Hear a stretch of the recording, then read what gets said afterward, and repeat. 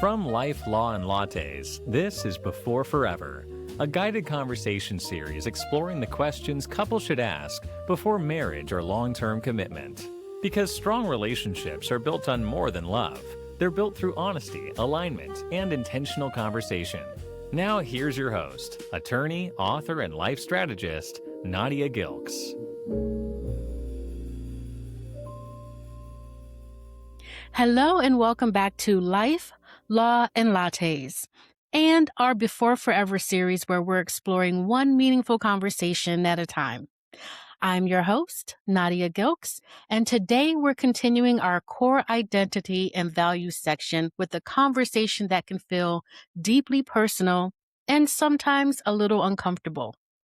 Before we begin, just a quick reminder, if you'd like to follow along and take notes with the Before Forever Reflection Workbook, you can download that at any time from the resources page at elegalcafe.com. That's elegalcafe.com/resources. It's there to help you reflect, process your thoughts, and continue these conversations beyond this episode.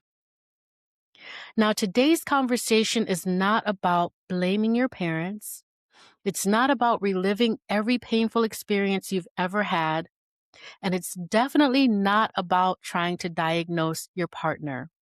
This conversation is simply about awareness, because whether we realize it or not, our past experiences often shape how we communicate, how we trust, how we react, how we love, and how safe we feel inside our relationships. Sometimes the parts of us that we think we buried long ago quietly follow us into adulthood. So again, this is falling under our core identity and values section because emotional history often shapes our relational behavior. The way we learn to handle conflict or express emotion or receive affection, or how we protect ourselves as we move through the world. That often begins long before we ever even meet our partner.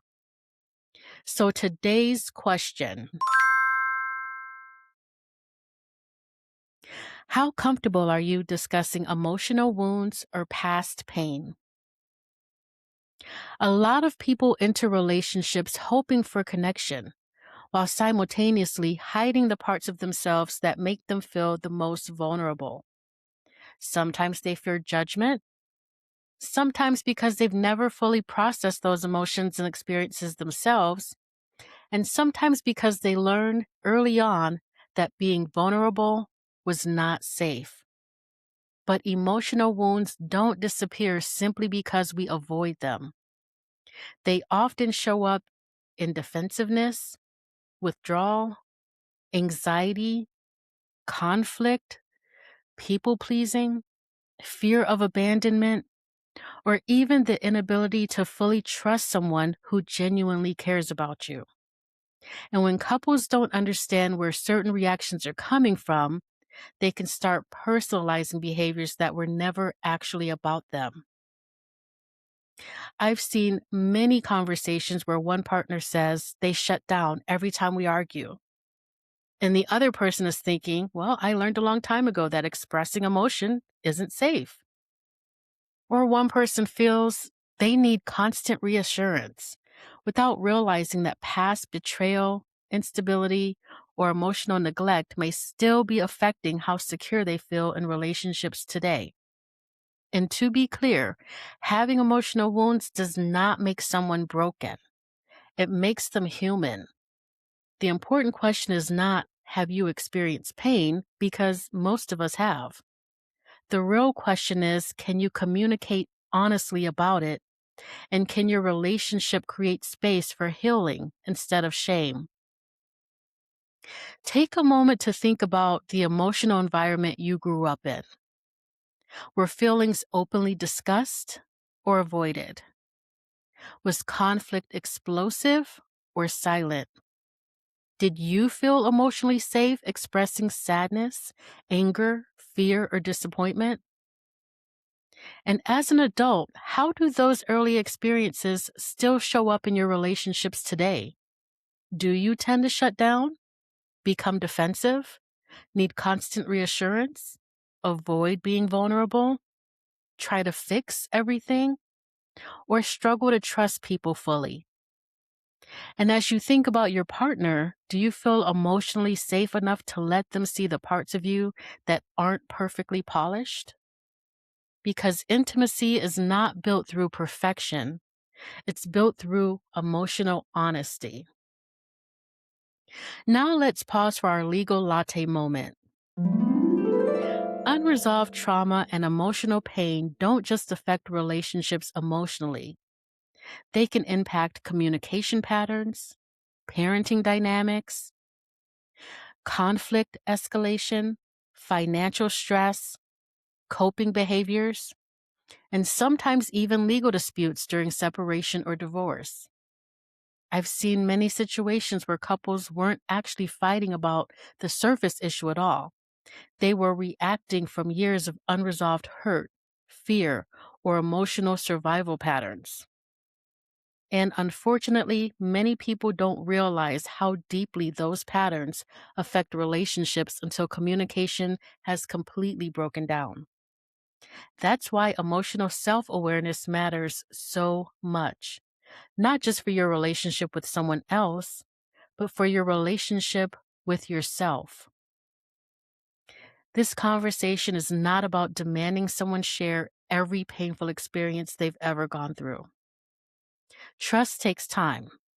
Safety takes time. And healing is usually not linear. But healthy relationships do require emotional openness at some point. Not perfection, not polished answers, not having every wound completely healed. Just the ability to be honest about it. Because the goal isn't to pretend the past never happened. It's to understand how it may still be shaping your present. If this episode stirred something up emotionally for you, that doesn't mean you're failing. It may simply mean there's something within you asking to be acknowledged instead of ignored. And sometimes awareness itself becomes the beginning of healing. Another reminder, if you're following along with the Before Forever Reflection Workbook, this is a great place to pause, reflect, and write through whatever came up for you today.